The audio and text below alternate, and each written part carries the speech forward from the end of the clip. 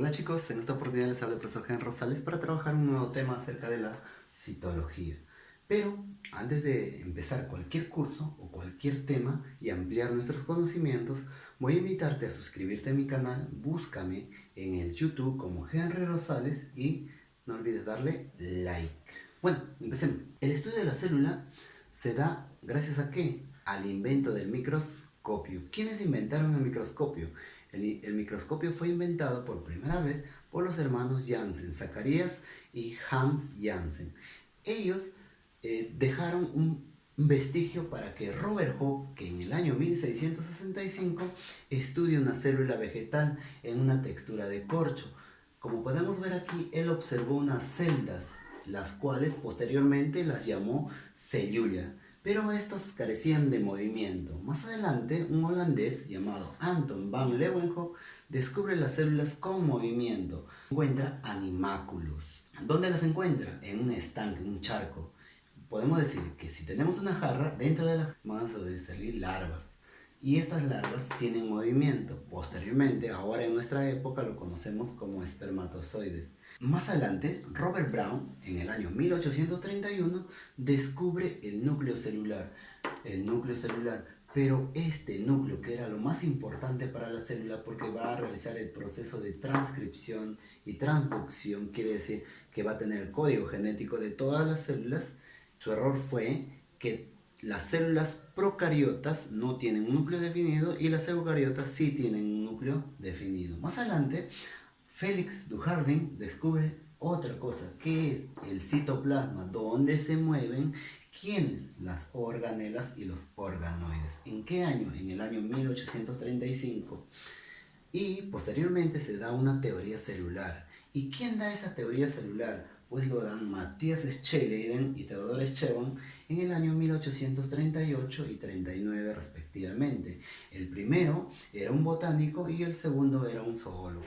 Ellos dicen que todo organismo vivo estaba constituido por células. Y para plantear y fundamentar la teoría celular, Rudolf Virchow dice lo siguiente: que todas las células provienen de otras células y que la célula es la unidad mínima de todo ser vivo. Asimismo, él dice que la célula es la unidad morfológica, fisiológica y genética de todo ser vivo, que una célula siempre se desprende de otra célula.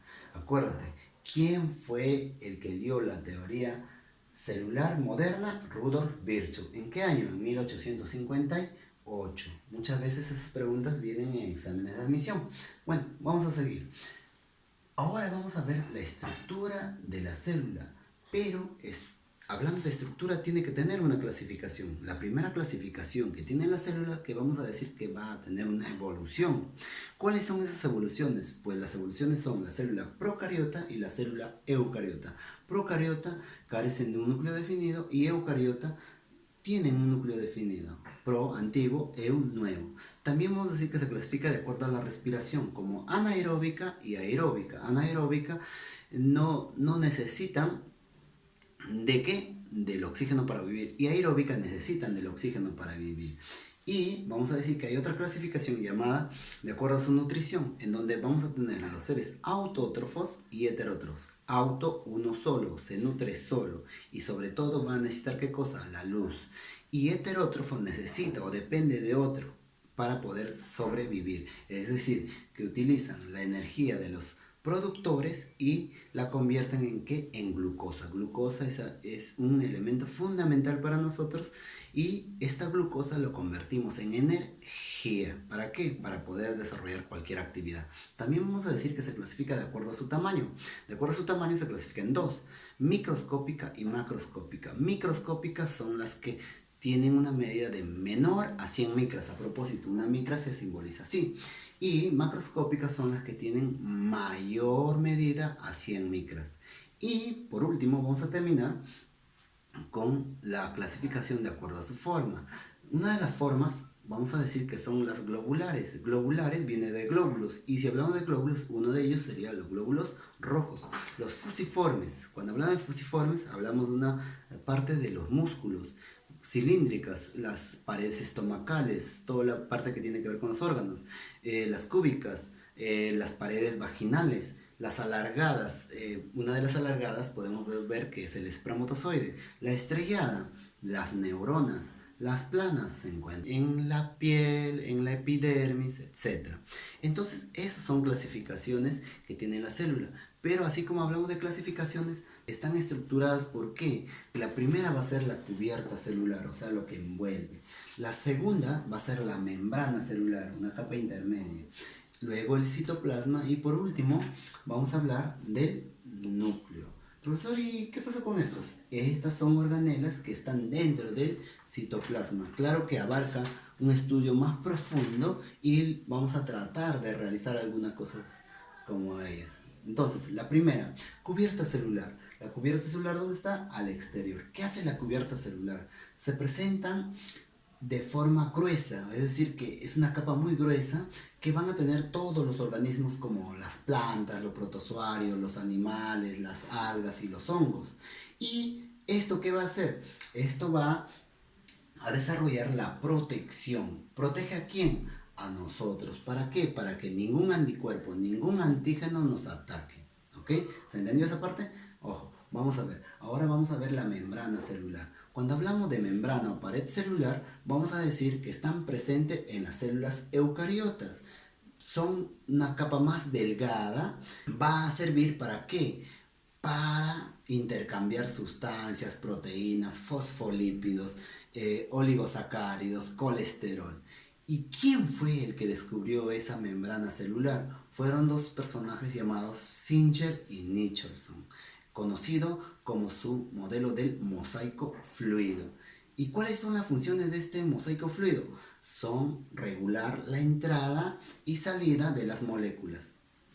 ¿Para qué? Para que la célula se mantenga en equilibrio, es decir, que realice la homeostasis.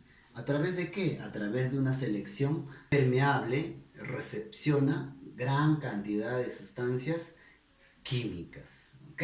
Bueno, vamos a la otra. Vamos ahora a hablar del citoplasma. El citoplasma, acuérdate que es esto. Cito viene de agua, acuérdate, ¿ya? Entonces, el citoplasma se encuentra formado principalmente de dos partes. ¿Cuáles son? Vamos a hablar del citosol y el citoesqueleto. El citosol va, o conocido como matriz citoplasmática, es la porción soluble que contiene glúcidos, lípidos, proteínas y enzimas. Añadido a esto, vamos a decir que son iones y agua. Entonces, es bastante líquido que va a servir como movimiento, cantidad de proteínas, cantidad soluble para que se pueda desarrollar las organelas con una función determinada. Citoesqueleto. El citoesqueleto se encuentra subdividido, ¿ya? El citoesqueleto, son estas, se encuentra dividido en dos. ¿Cuáles son? En microtúbulos y microfilamentos. Microtúbulos y microfilamentos. Ahora, ¿para qué sirven? El microtúbulo constituye un centriolo cuya función principal va a ser ayudar a la célula procariota. ¿Para qué? Para que puedan tener un movimiento a través de los cilios, flagelos. Y los microfilamentos están compuestos de actina. ¿Y para qué sirve esta actina? Interviene en la locomoción o fagocitosis, es decir, para que puedan moverse o puedan consumir un nutriente, ¿no? Pero en sí, ¿qué vendría a ser el citoesqueleto? ¿Para qué sirve? Para dar forma, fijar y dirigir a las organelas en el tránsito que desempeñan cada una de ellas. ¿Ok? Bueno, asimismo vamos a hablar de un sistema de endomembranas. Dentro del sistema de endomembranas, la carioteca está constituida por dos membranas, que en este caso van a formar, ¿qué cosa? El retículo endoplasmático. El retículo endoplasmático. Y al armar el retículo endoplasmático se va a dividir en dos grupos. ¿Cuáles son? El rugoso y el liso. ¿Cuál es el rugoso? El rugoso va a presentar gran cantidad ¿de qué? De ribosomas. Miren, qué cantidad de ribosomas presenta. Y otra va a ser que retículo endoplasmático rugoso va a sintetizar proteínas. También vamos a hablar de que va a tener el retículo endoplasmático liso. ¿Qué va a hacer? Va a realizar la detoxificación celular. ¿Qué hace el retículo endoplasmático liso? Cuando una persona consume alcohol, ¿qué es lo que pasa? El hígado se encarga de ¿qué? Destoxificar. Quiere decir que el hígado va a comenzar a limpiar todos los desechos, todas las sustancias que hayan sido afectados. Y si es que esto no funciona, pues tú sufrirías de cirrosis. O sea, quiere decir que estos van a ser muy importantes para nosotros porque quiere decir que nos van a limpiar. Otra organela vendrían a ser el aparato de Golgi. El aparato de Golgi fue descubierto por un inglés y que esta función era de la secreción celular. Es decir, que el aparato de Golgi está formado por dictiosomas encargados, acuérdate, de la secreción celular y van a formar a los lisosomas. ¿Ok? Bueno, ahora vamos a hablar acerca de los mitocondrias. ¿De qué se encargan los mitocondrias? Se van a encargar de la respiración celular y la síntesis de ¿qué? De energía en forma de ATP. Principalmente le va a ayudar a las plantas. Plastidios. Los plastidios son organelas bimembranosas que también van a dar ¿qué cosa? Van a dar energía a una célula vegetal. ¿Y para qué sirven estos plastidios? Estos plastidios van a servir para dar el color a la planta. O también en la célula animal, vamos a decir que van a carecer de pigmentos, pero van a servir para que tú tengas un color determinado, conocido como melanina. Bueno, vamos a tener otra organela que son los lisosomas. ¿Qué hacen los lisosomas? Los lisosomas se encargan de la digestión celular y principalmente realizan la autofagia y la autólisis. ¿Qué significa autofagia? Auto significa uno, acuérdate, ¿ya? Que si una célula está fallando en nuestro cuerpo, tenemos billones de células, si una célula está fallando, ¿qué va a hacer? La va a destruir, ¿ok? Pero una sola célula lo va a reemplazar esa célula. ¿Está fallando? Ah, te reemplaza. Y la autólisis significa la destrucción de toda la célula.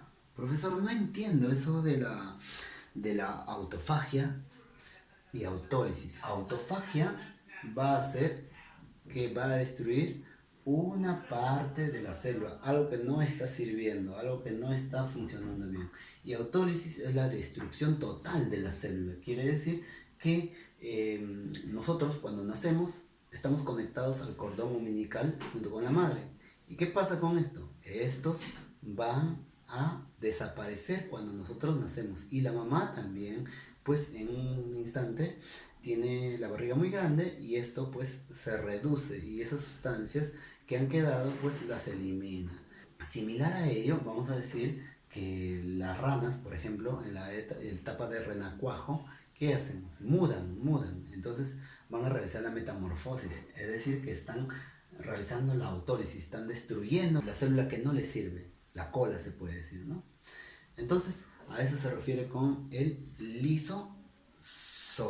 Hasta ahí. Espero que me estén entendiendo porque estamos trabajando poco a poco. Vacuola. Miren acá. Vacuola. La vacuola contiene, ¿qué cosa? Agua. ¿Y qué más? Solutos, gran cantidad de solutos y pigmentos. ¿Para qué va a servir? Va a almacenar el agua, el líquido que tenemos nosotros. Asimismo tenemos los ribosomas. ¿Qué van a hacer los ribosomas? Los ribosomas van a sintetizar las proteínas. También vamos a decir que tenemos al núcleo y al nucleolo. El núcleo se va a encargar de ¿qué cosa? De regular los procesos celulares.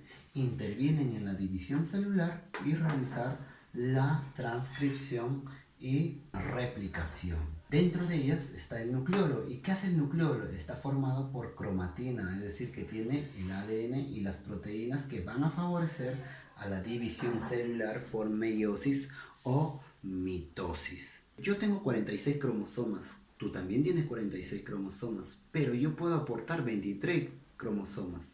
¿A qué se refiere? Que yo tengo células diploides y células haploides. Células diploides son, mamá favorece ¿con qué?